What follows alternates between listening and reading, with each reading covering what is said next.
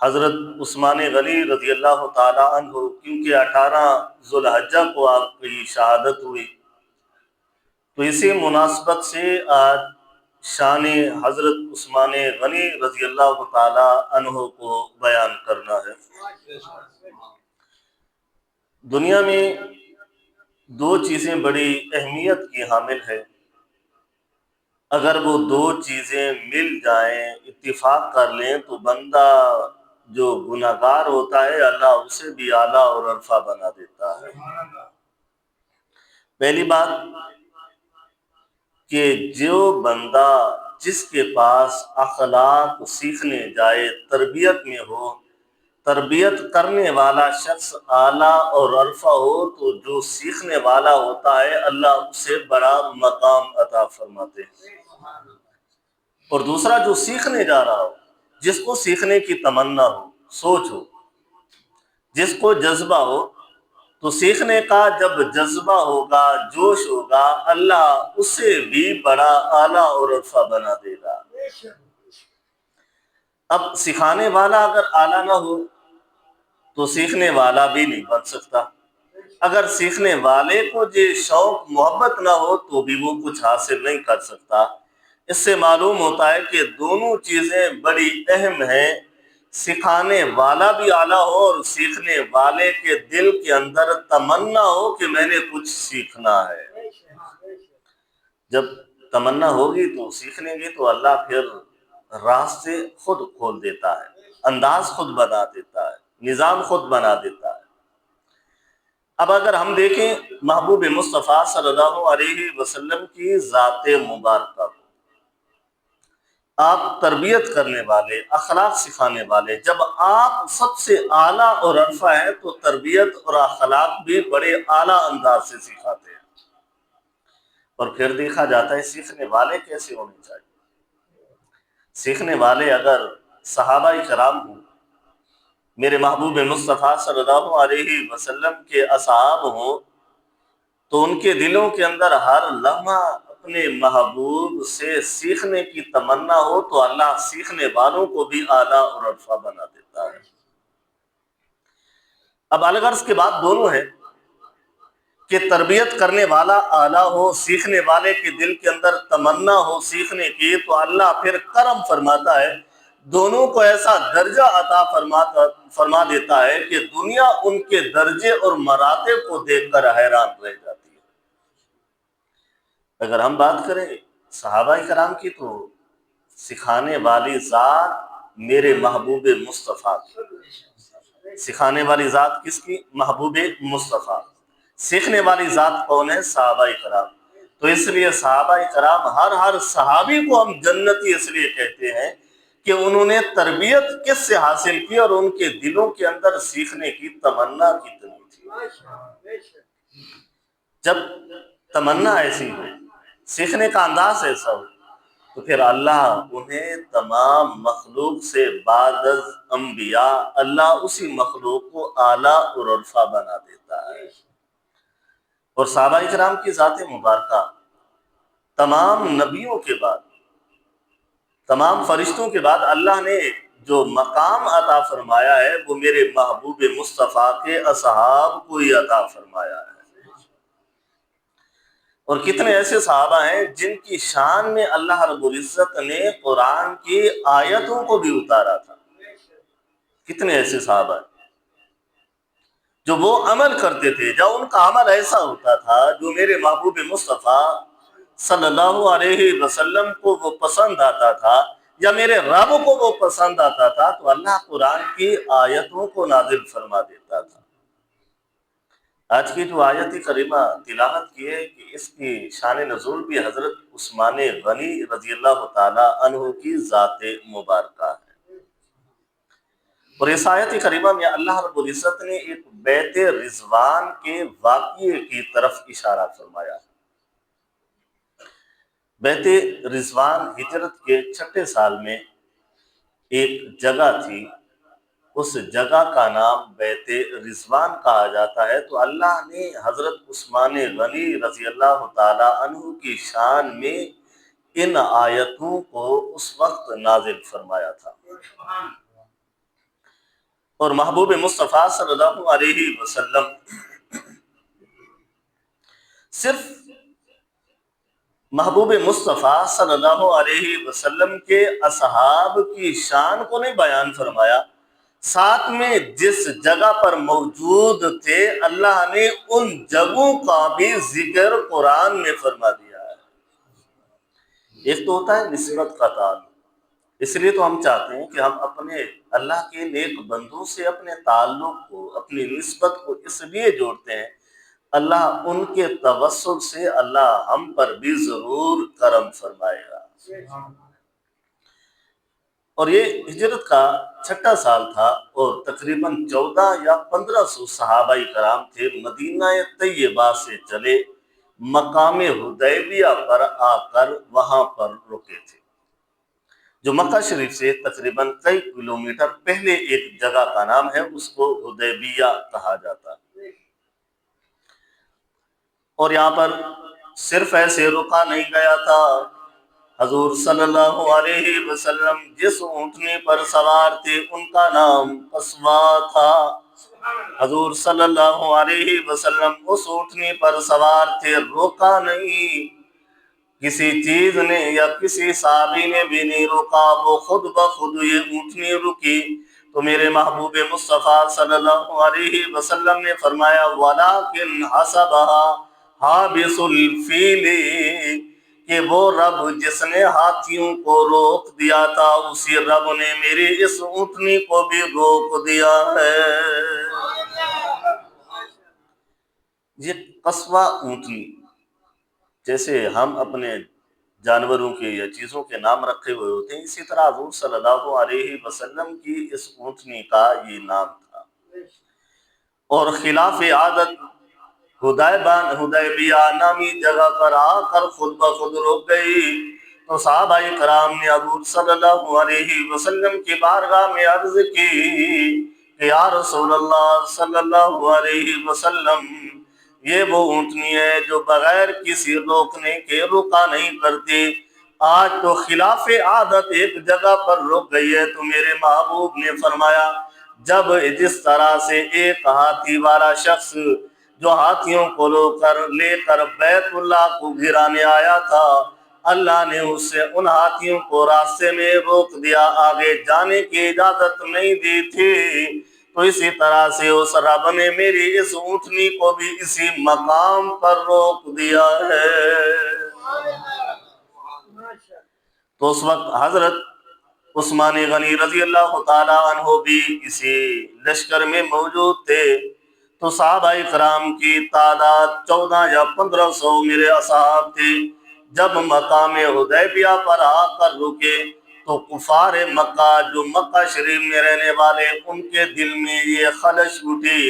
آپس میں باتیں کرنے لگے، لگتا ہے مسلمان ہم سے جنگ کرنے آئے ہیں۔ تو اس بنیاد پر انہوں نے بھی صحابہ کرام کو بیت اللہ کا طواف کرنے نہیں دیا تھا، روک دیا تھا۔ پھر جنگی انداز میں تیاریاں شروع کی تو میرے محبوب مصطفیٰ صلی اللہ علیہ وسلم نے اپنے پیارے صحابی حضرت عثمان غنی رضی اللہ تعالی عنہ کو بیت اللہ کی طرف روانہ فرمایا، اپنا سفیر بنا کر بھیجا کہ جاؤ، جا کر ان کفار مکہ کو بتلاؤ کہ ہم جنگ لڑنے کے ارادے سے نہیں آئے بلکہ بیت اللہ کا طواف کرنے آئے ہیں۔ کس کا؟ بیت اللہ کا طواف کرنے۔ تو حضرت عثمان غنی رضی اللہ تعالی عنہ جب چلے بیت اللہ میں پہنچے تو اپنے ایک چچا زاد بھائی ان کے پاس جا کر رکے، جب ان سے ملے تو آپ کا حلیہ مبارک محبوب مصطفیٰ صلی اللہ علیہ وسلم کی اتباع کرنے والا، آپ کے جو پنجامہ تھا، آپ نے جو تہمت باندھا ہوا تھا وہ گھٹنوں سے اوپر تھا، تو آپ کے چچا نے دیکھ کر کہنے لگے اے عثمان، جب تو ہمارے پاس رہا کرتے تھے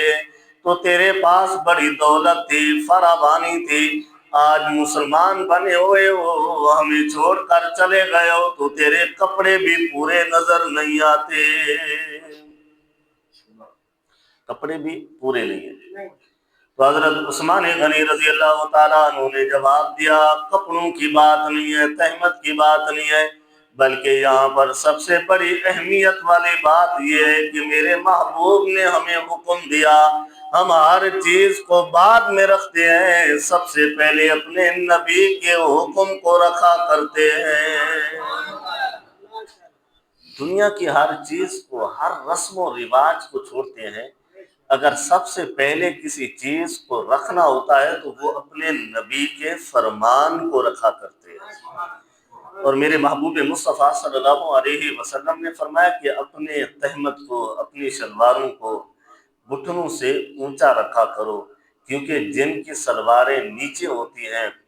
جن کے تہمت نیچے ہوتے ہیں تو تکبر ہوگا، اگر تکبر ہوگا تو پھر اللہ کل قیامت والے دن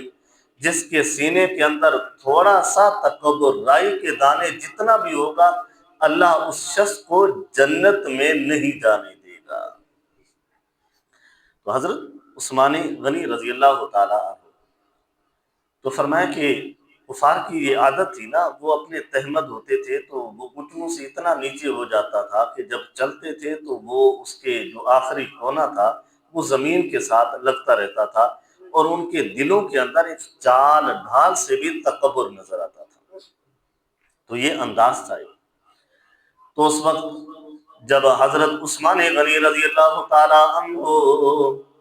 مکہ شریف میں داخل ہوئے تو کچھ لمحہ معاصرہ، کچھ لمحہ سفیری انداز میں زیادہ پھیل گیا، تو صحابہ کرام میں آپس میں باتیں ہو رہی تھی کہ کہیں ایسا تو نہیں ہے کہ حضرت عثمان غنی رضی اللہ تعالی عنہ کو شہید کر دیا گیا ہو۔ آپ وہاں پر گئے تو رک گئے، تو سفیری انداز میں ملاقات چلتی رہی۔ تو اس وقت جب رکے تو جو صحابہ کرام مقام حدیبیہ میں بیٹھے تھے ان کے دلوں کے اندر یہ خیال پیدا ہوا کہیں حضرت عثمان غنی رضی اللہ تعالی عنہ کو شہید تو نہیں کر دیا گیا۔ اس وقت اللہ رب العزت نے اس آیت کریمہ کو نازل فرمایا لَقَدْ رَضِيَ اللَّهُ عَنِ الْمُؤْمِنِينَ،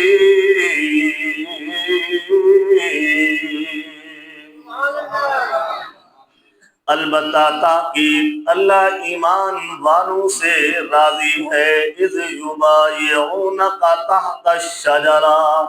جو ایک درخت کے نیچے بیعت کر رہے تھے، فعلم ما فی قلوبہم، اللہ ان کے دلی انداز کو بھی جانتا تھا، فانزل السکینۃ، اللہ نے ان پر سکون کو نازل فرمایا، وَأَصَابَهُمْ فَتْحًا قَرِيبًا، تو اللہ نے انہیں فتح قریب کی بھی خوشخبری سنا دی تھی۔ اب یہاں پر لَقَدْ رَضِيَ اللَّهُ عَنِ الْمُؤْمِنِينَ، اللہ ان ایمان والوں سے راضی ہے۔ اور وہاں پر کون تھے؟ وہاں پر میرے نبی کے اصحاب تھے۔ اللہ نے خود اعلان فرما دیا کہ میں سارے ایمان والوں سے راضی ہوں جو ایک درخت کے نیچے بیٹھ کر میرے محبوب کے ہاتھوں میں بیعت کر رہے تھے۔ اور بیعت کس چیز پر ہو رہی تھی؟ تو بخاری شریف میں یہ بات موجود ہے کہ عَلَىٰ أَيِّ شَيْءٍ كُنتُمْ تُبَایعُونَکَ عَلَى الْمَوْتِ، کہ احادیث مبارکہ میں آتا ہے کہ حضور صلی اللہ علیہ وسلم کے اصحاب سے پوچھا گیا تھا تم بیعت کر رہے تھے تو بیعت تھی کس چیز کی؟ تو صحابہ کرام نے فرمایا کہ علی الموت، ہم بیعت حضور صلی اللہ علیہ وسلم کے ہاتھ میں جو کر رہے تھے وہ موت کی بیعت کر رہے تھے کہ اگر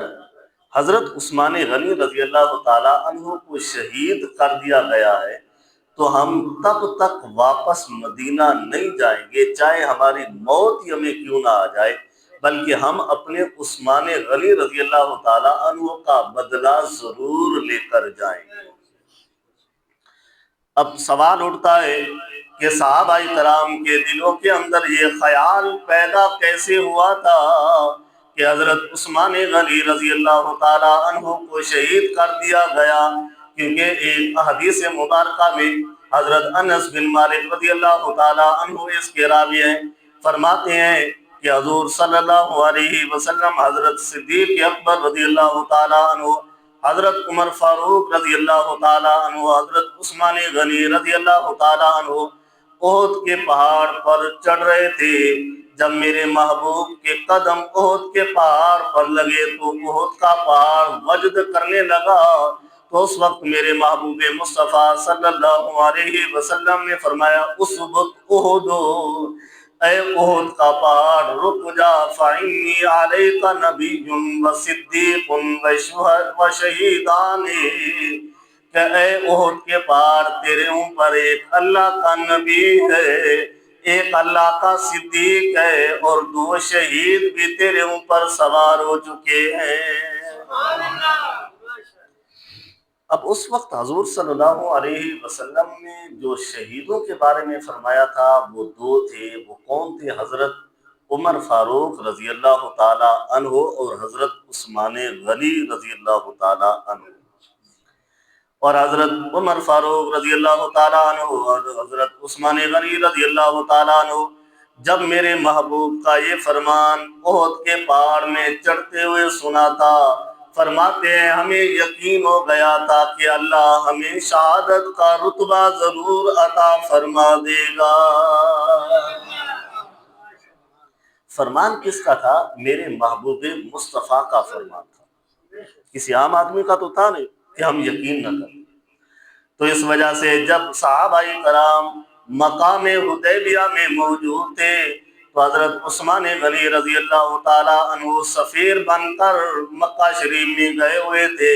تو صحابہ کرام کے ذہنوں میں وہ خیال آیا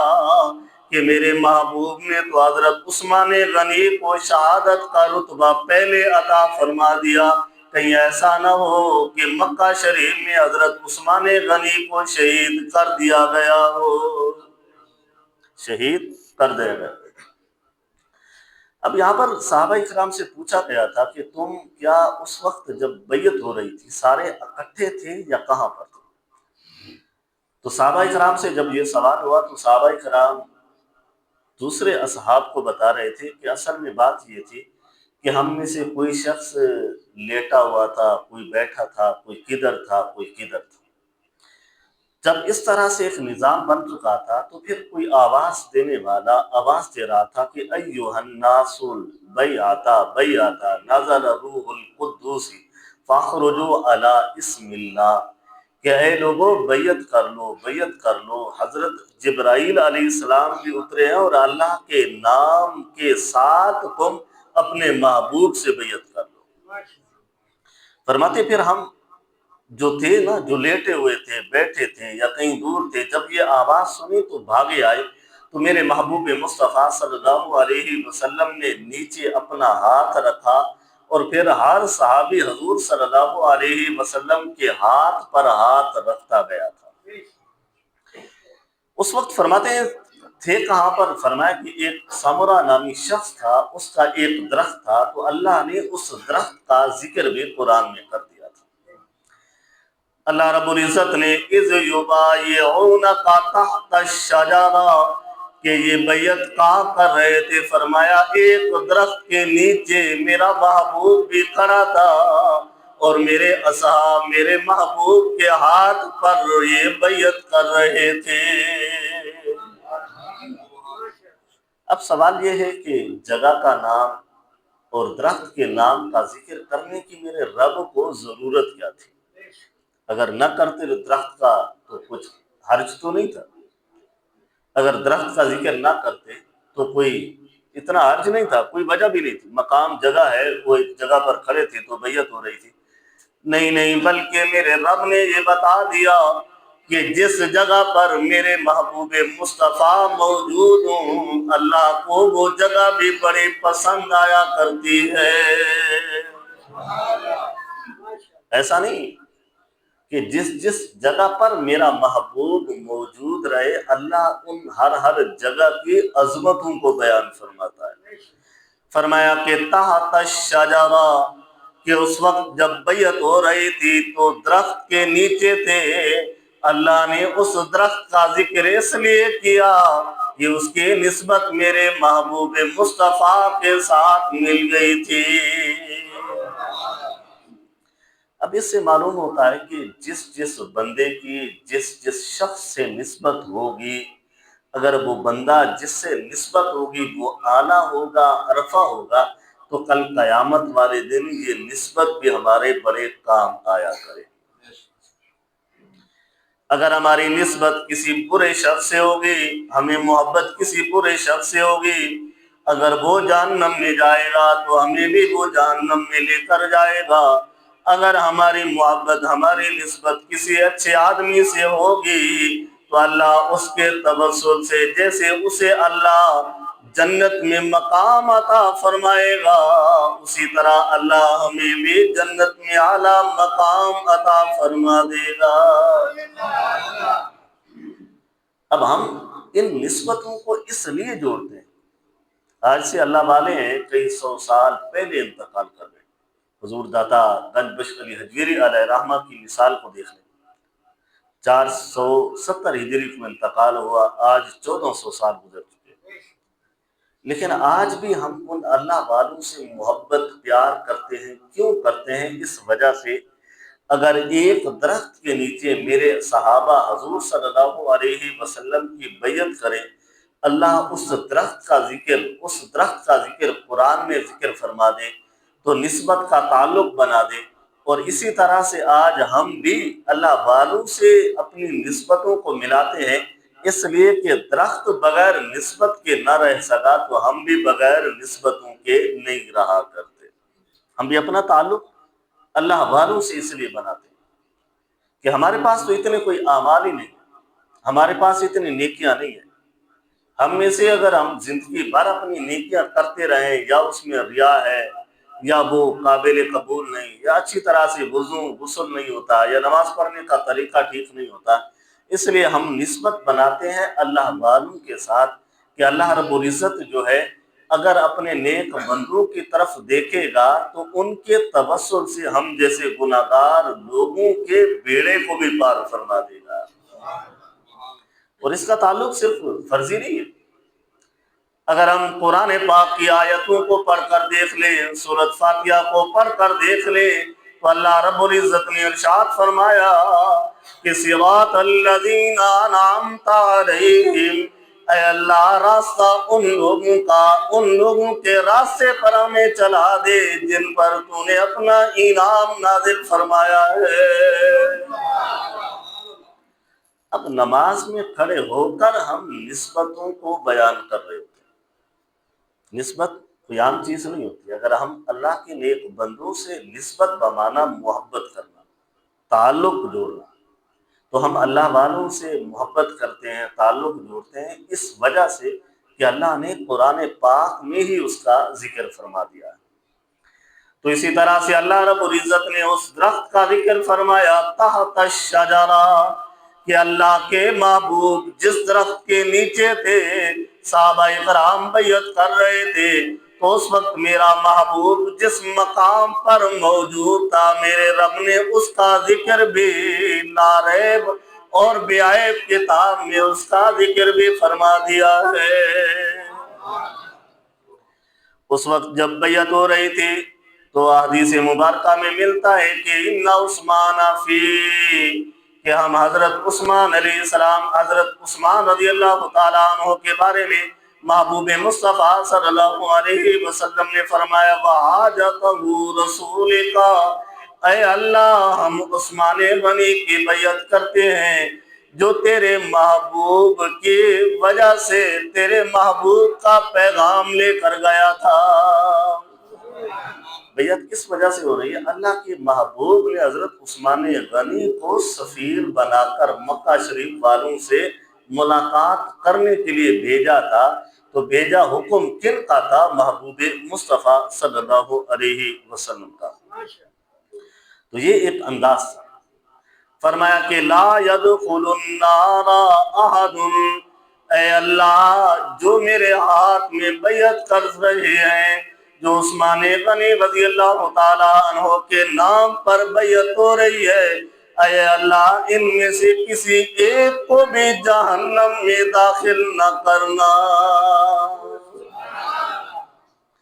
1400 صحابہ یا 1500 صحابہ کا،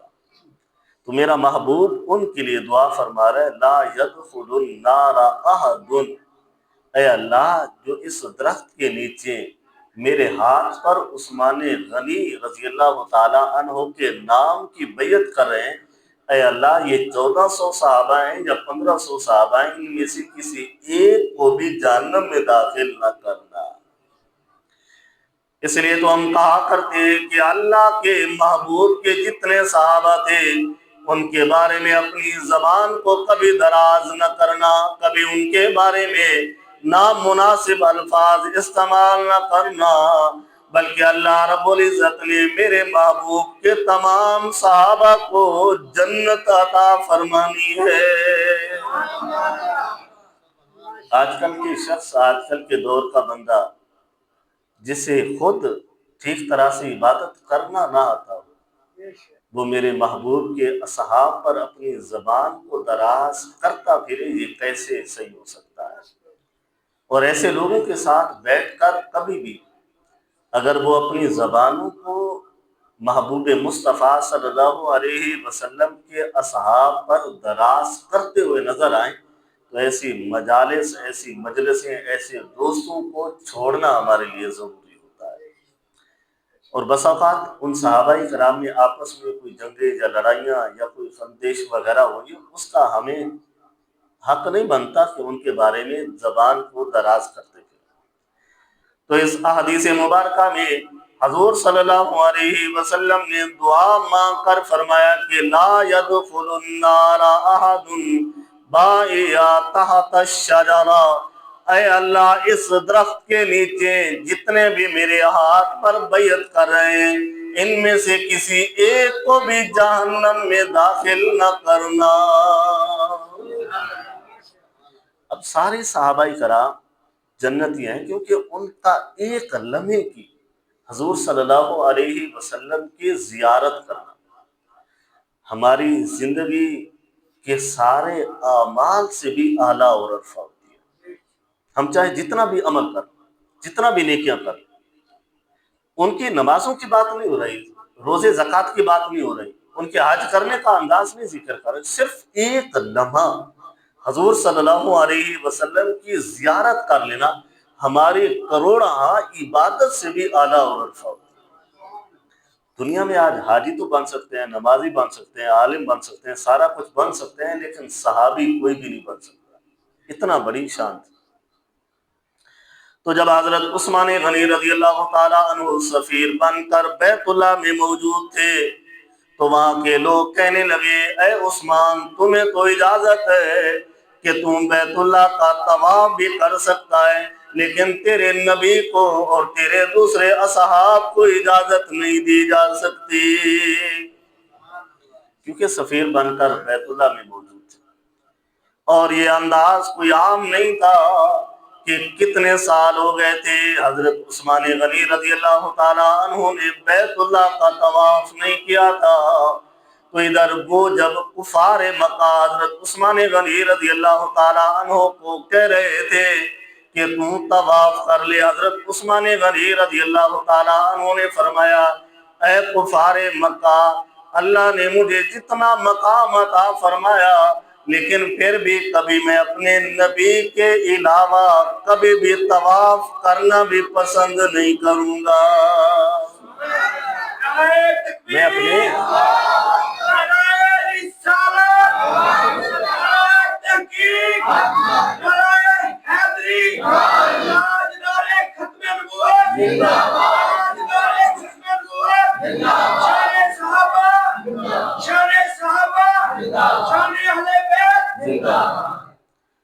اب یہاں پر حضرت عثمان غنی رضی اللہ تعالیٰ عنہ اکیلے ہیں، کوئی صحابی موجود نہیں ہے، کفار مکہ بھی اجازت دے رہے ہیں کہ طواف کر لو، حضرت عثمان غنی رضی اللہ تعالیٰ عنہ کہہ رہے ہیں کہ نہیں، ہر کام پہلے میرا محبوب کرتا ہے پھر ہم ان کی اتباع کرتے ہیں، اگر تم نے میرے محبوب کو طواف کرنے نہیں دینا تو یہ عثمان بھی اس بیت اللہ کا طواف نہیں کرے گا۔ حضور صلی اللہ علیہ وسلم کے بغیر حضرت عثمان غنی رضی اللہ تعالیٰ عنہ نے فرمایا کہ میں بھی طواف کرنے کے لیے تیار نہیں ہوتا۔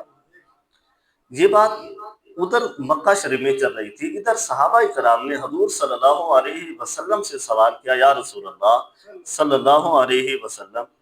حضرت عثمان غنی رضی اللہ تعالیٰ عنہ تو وہاں پر طواف کر رہے ہوں گے۔ تو صحابہ کرام تھے، ذہن میں کوئی خیال آیا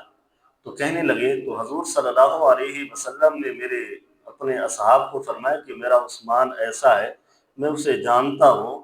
کہ جب تک میں طواف نہیں کروں گا تو عثمان غنی بھی طواف نہیں کرے گا۔